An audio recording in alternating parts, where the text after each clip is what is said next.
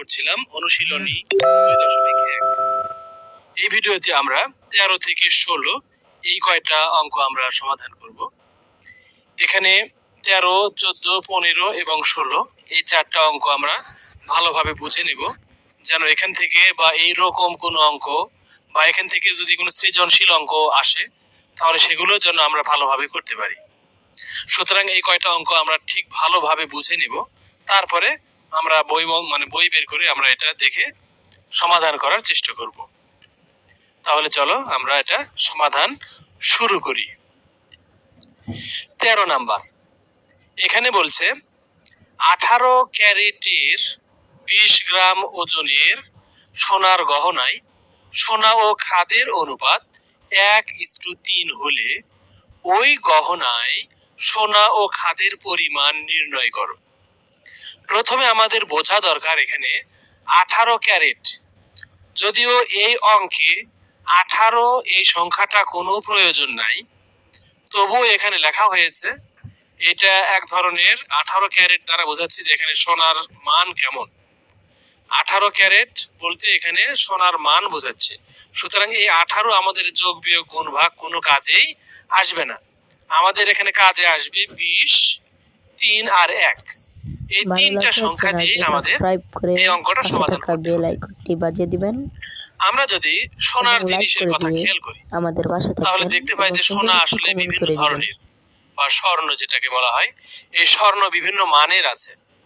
কোনোটাতে কোনো স্বর্ণে 100% স্বর্ণ আছে, আবার কোনোটাতে স্বর্ণের পরিমাণ বেশি, খাদের পরিমাণ, অর্থাৎ এখানে খাদ দ্বারা বোঝাচ্ছে যে সোনার মধ্যে আমরা কিন্তু অনেক জিনিস কিন্তু মিক্সচার করতে পারি। যেমন আমরা সোনার মধ্যে কপার বা তামা আমরা মিক্সিং করে ব্যবহার করতে পারি, সেক্ষেত্রে আমাদের দামের পরিমাণ কিন্তু কমে যাবে। এখানে আসলে সেটাই বলেছে যে 20 গ্রাম ওজনের সোনার গহনায়, মনে করো যে সোনার গহনা ছিল, সেই সোনার গহনায় এইগুলো এরকম খাঁটি সোনা হলো 3 ভাগ, আর এইরকম কপার বা খাদ যেটা সোনার সাথে মিশাই, এই খাদের পরিমাণ হলো 1। অর্থাৎ যদি 3 গ্রাম সোনা দেওয়া হয় বা স্বর্ণ দেওয়া হয়, তার সাথে 1 গ্রাম এইরকম খাদ দেওয়া হবে, বা ধরে নাও যে এখানে এরকম তারের মধ্যে যেগুলো থাকে এইরকম দেওয়া হবে। এটাকে এক ধরনের ভেজালও বলা চলে।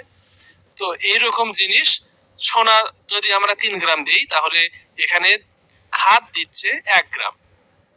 ঠিক একই রকম যদি সোনা 3 হয় তাহলে খাদ এখানে দিচ্ছে 1, 3:1। আবার সোনা যদি আমরা এটা ডাবল করি 6 গ্রাম দিই তাহলে অবশ্যই খাদের পরিমাণ হবে 1 এর ডাবল, মানে 2 গ্রাম।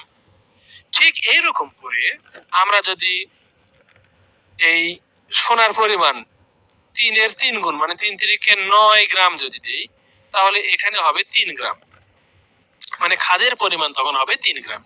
এরকম করে বাড়াতে থাকলে দেখো আমাদের 3 আর 1 যোগ করলে কিন্তু আমাদের 20 গ্রাম হচ্ছে না। আবার এই 6 আর 2 যোগ করলেও 20 গ্রাম হচ্ছে না।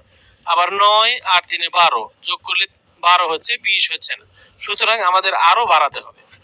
এখন দেখো এই সোনার পরিমাণ যদি আমরা 15 গ্রাম দিই, মানে এই 3 এর 5 গুণ যদি দিই তাহলে এই 1 এরও 5 গুণ, এখানে 5 × 5 হবে এখানে। এখন দেখো এই 15 গ্রাম আর এই 5 গ্রাম এই দুটো যোগ করলে কিন্তু আমরা এই 20 গ্রামের একটা গহনা পাচ্ছি। সুতরাং আমরা কিন্তু এখান থেকে আমরা উত্তরটা আন্দাজ করতে পারছি যে এখানে এই 5 গ্রাম হবে আমাদের এই খাদের পরিমাণ, আর সোনার পরিমাণ তো আমরা পেয়েছি এখানে 15 গ্রাম।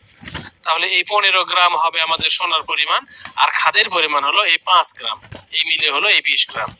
এখানে দেখতেই পাচ্ছ তোমরা এই 18 কোনো কাজেই লাগছে না। আচ্ছা, এখন আমরা যদি এটা লিখে সমাধান করি তাহলে আমরা এইভাবে লিখতে পারি, অথবা তার আগে যদি আমরা একটা জিনিস খেয়াল করি যে এখানে দেখো যে সোনার অলংকার, মনে করো যে এইটা 20 গ্রামের অথবা এটা 20 গ্রামের, এইরকম একটা অঙ্ক যদি আমরা লিখে সমাধান করি তাহলে আমরা লিখতে পারি এইটা যে অনুপাতের যোগফল। এখানে অনুপাত রয়েছে 3 আর হলো 1, 3:1, তাহলে 3 আর 1 4, অনুপাতের যোগফল পেলাম 4। আর সোনার মানে গহনার পরিমাণ বা ওজন হলো এখানে 20 গ্রাম, তাহলে সোনার পরিমাণ হবে এই 20 এর 3/4, 20 এর 3/4 গ্রাম। অর্থাৎ এই 4টা হলো এই যোগফল 4, আর উপরের 3টা হলো এই যে প্রথম অনুপাত। এখন যদি আমরা 4 আর এই 20 কাটাকাটি করি, কেন কাটাকাটি করছি? কারণ এর মানে গুণ, সুতরাং এখানে আমরা এই দুটা কাটাকাটি করতে পারবো। 20 আর 4 যদি কাটি, অর্থাৎ 4 কে 4 দ্বারা ভাগ করা যায়, 20 কেও 4 দ্বারা ভাগ করা যায়। এখন দেখো, 20 কে 4 দ্বারা ভাগ করলে 5, 4 কে 4 দ্বারা ভাগ করলে 1। এখন নিচের 1 থাকা না থাকা, থাকার কোনো প্রয়োজন নাই, সুতরাং এখানে নিচে মনে করো কিছুই নাই, উপরে তাহলে 5 এর 3 মানে 5 গুণন 3। এখন হতে স্কুলের দূরে আসা যাওয়া, এখন আমরা পাচ্ছি 5 গ্রাম। সুতরাং আমাদের উত্তর করে যদি 20 বানাই, 5 যদি 2 হয় 14, তাহলে 7 বাদ দিলে আমাদের 14 হচ্ছে। সেই 14 যদি এই 15 থেকে বাদ দিই তাহলে 1 থাকে, সেই 1 আমরা উপরে লিখবো, আর এই নিচের 2 নিচেই থাকবে। সুতরাং এখানে উত্তর হবে 7 পূর্ণ 1/2। উত্তর দ্রুত দিই পরে। এখন এই 16 নাম্বার। এখন এই 7 আর 2 আমরা কি করব? গুণ করব। এই যে গুণ চিহ্ন দ্বারা বুঝতে পারছি যে এই 2।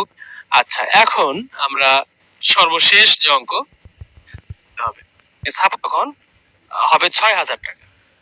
এইরকম করে প্রথমটা যদি 25,000 টাকা হয়, 5,000 আমরা প্রথম পাই। আচ্ছা দেখো, দাম হবে 25,000, 5 আর 25, আর এই যে 3টা শূন্য আমরা এখানে তুলে দিলাম, তাহলে 5,000 হয়ে গেল। তৃতীয় কম্পিউটারের দাম তো আগে থেকেই 30,000, 25,000 ছিল, 30,000 টাকা। এটা আমরা এইভাবে লিখে সমাধান করতে পারি। আচ্ছা, এখন আমরা দেখবো যে প্রথম কম্পিউটারের দাম 25,000 ছিল, সেখান থেকে আরো 5,000 টাকা বেড়ে গেল। তার মানে প্রথমটার এখন 30,000 আর দ্বিতীয়টার আগে থেকে 30,000 আছে। সুতরাং অনুপাত হবে 30,000:30,000। এখন যদি আমরা কাটাকাটি করি, দেখো এখানে সবগুলো শূন্য যদি কেটে দেই তাহলে 3:3 থাকে। আবার এখানে যদি 3, এটাকে অনুপাত, কি কারণে একক অনুপাত? দুটোই যখন 1 হয়ে যাবে সেটা